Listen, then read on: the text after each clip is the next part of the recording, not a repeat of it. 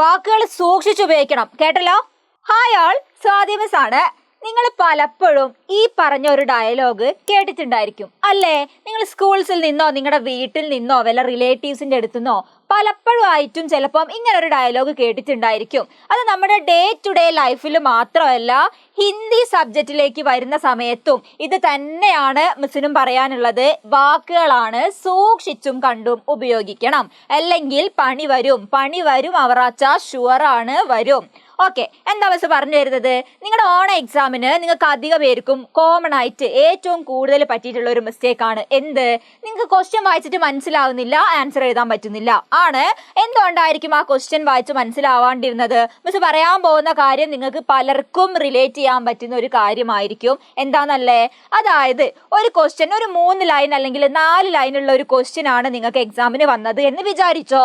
ആ 4 ലൈനിൽ ഏതെങ്കിലും ഒരൊറ്റ വേർഡ് നിങ്ങൾക്ക് മനസ്സിലാവാതിരിക്കുന്നതാണ് ഇഷ്യൂ അല്ലേ? ഒരു വേർഡ് നിങ്ങൾക്ക് മനസ്സിലായില്ല അല്ലെ? 2 ലൈൻ ഉണ്ടായിരിക്കും, രണ്ടാമത്തെ ലൈനിൽ ചിലപ്പം നടുക്കിൽ ഒരു സെന്റൻസ്, ഒരു വേർഡ് ഉണ്ടായിരിക്കും. ഒരൊറ്റ വേർഡ്, ഒരു ചെറിയ വേർഡായിരിക്കും, ചിലപ്പോൾ 3 ലെറ്റർ മാത്രമുള്ള ഒരു വേർഡായിരിക്കും.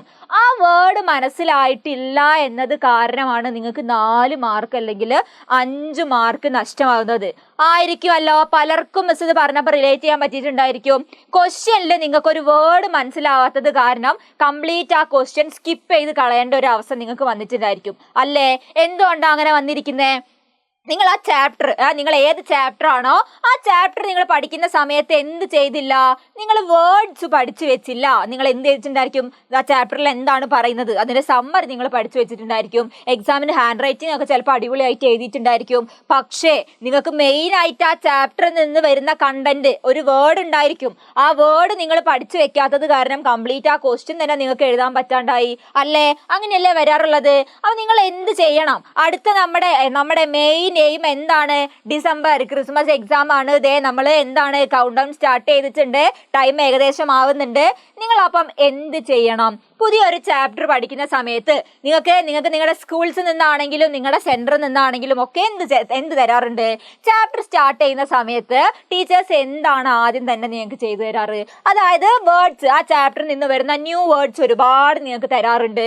ആ ന്യൂ വേർഡ്സ് നിങ്ങൾ പഠിച്ചു വെച്ചിട്ടില്ലെങ്കിൽ മക്കളെ ഒരു തരത്തിലും നിങ്ങൾക്ക് ക്വസ്റ്റ്യൻസ് കംപ്ലീറ്റ് ആയിട്ട് വൃത്തിയായിട്ട് എഴുതാൻ കഴിയില്ല അല്ലേ? നിങ്ങൾ എന്നെ ഒന്ന് ഓർത്ത് നോക്കിയേ. ക്വസ്റ്റ്യൻ വരുന്ന സമയത്ത് നിങ്ങൾക്ക് എന്താണ് ഇഷ്യൂ വരാറ്? ഒരു വേർഡ് മനസ്സിലായില്ല എന്നത് കാരണമല്ലേ നിങ്ങൾ കംപ്ലീറ്റ് ആ ക്വസ്റ്റ്യൻ മനസ്സിലാവാതെ മാറ്റിക്കളയാറ്, എഴുതാൻ പറ്റാണ്ടിരിക്കാറ് അല്ലേ?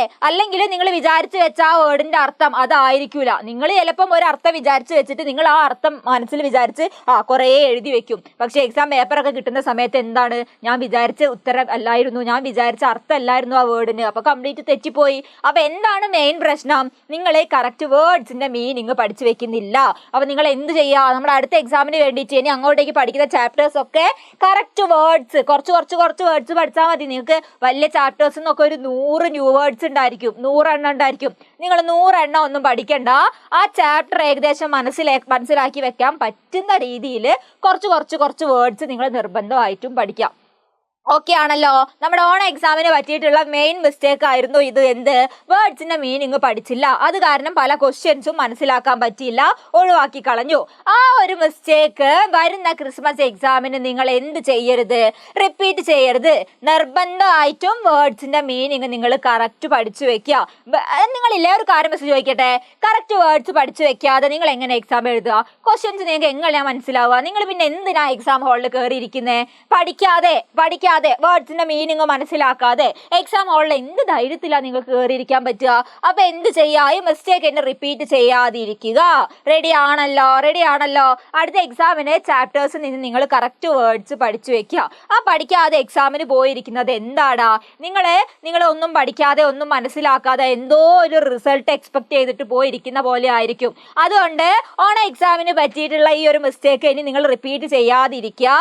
നല്ലൊരു റിസൾട്ട് എക്സ്പെക്ട് ചെയ്യണം. ചെയ്യണം, എക്സ്പെക്ട് ചെയ്യുമ്പോൾ എന്ത് ചെയ്യണം, അതിന്റെ കൂടെ നമ്മളിവിടെ വർക്ക് ചെയ്യണം അല്ലേ. അപ്പം എല്ലാ ചാപ്റ്റേഴ്സിൽ നിന്ന് നിങ്ങൾ കറക്റ്റ് വേർഡ്സ് ഒന്ന് മനസ്സിലാക്കി നോക്കിയേ. ഈ വീഡിയോ കാണുന്നവരാരെങ്കിലും ഉണ്ടോ കറക്റ്റ് വേർഡ്സ് മനസ്സിലാക്കാതെ എക്സാമിന് പോകുന്നവര്? മിസ് ഈ പറഞ്ഞിട്ടുള്ളതാണ് പല ക്വസ്റ്റ്യൻസും നിങ്ങൾക്ക് വിട്ട് കളയേണ്ടി വരുന്നതിന് കാരണം എന്ന് നിങ്ങൾക്ക് തോന്നിയോ ഈ വീഡിയോ കണ്ടപ്പോൾ, മിസ് സംസാരിച്ചേ കേട്ടപ്പോൾ? അങ്ങനെയാണെങ്കിൽ ഒന്ന് ഈ വീഡിയോയുടെ താഴെ കമന്റ് ചെയ്യണം. എന്ത്? ആ മിസ്സേ ശരിയാണ്, വേർഡ്സ് മനസ്സിലാവാത്തത് കാരണമാണ് എക്സാമിന് പല ക്വസ്റ്റ്യൻസും ഞാൻ വിട്ട് കളയാറ് എന്ന് തോന്നിയവർ ഈ വീഡിയോന്റെ താഴെ ഒന്ന് കമന്റ് ചെയ്യും. ഓക്കെ ആണല്ലോ, റെഡി ആണല്ലോ? അപ്പൊ എന്ത് ചെയ്യാ, നമ്മുടെ സബ്ജക്റ്റ് ഹിന്ദിയാണ്. ഹിന്ദിയിൽ നിങ്ങൾക്ക് വേർഡ്സ് പഠിക്കാതെ ഒന്നും ചെയ്യാൻ പറ്റൂല. സയൻസ് പോലെയോ സോഷ്യൽ പോലെയോ ഒന്നുമല്ല, നമുക്ക് ഓരോ തിയറികളൊന്നും അല്ല പഠിച്ചു വെക്കാനുള്ളത്. മെയിൻ ആയിട്ട് എന്താണ്? വേർഡ്സ് ആണ്. വേർഡ്സിനെ കൊണ്ടുള്ള ഒരു കംപ്ലീറ്റ് എന്താണ്, ഒരു താജ്മഹൽ ആണ് നമ്മുടെ ഹിന്ദി എന്ന് പറയുന്നത്. സോ എന്ത് ചെയ്യണം, നിങ്ങൾ കറക്റ്റ് വേർഡ്സിന്റെ മീനിങ് പക്കയായിട്ട് പഠിച്ചു വെച്ചിട്ട് അടുത്ത എക്സാം ഒന്ന് അറ്റംപ്റ്റ് ചെയ്ത് നോക്കിയേ. നമുക്ക് നോക്കാം ചേഞ്ച് വരുന്നുണ്ടോ എന്ന് നമുക്കറിയാലോ, നമ്മുടെ തെറ്റിതാണോ എന്ന് നമുക്ക് കണ്ടുപിടിക്കാലോ. റെഡി അല്ലേ?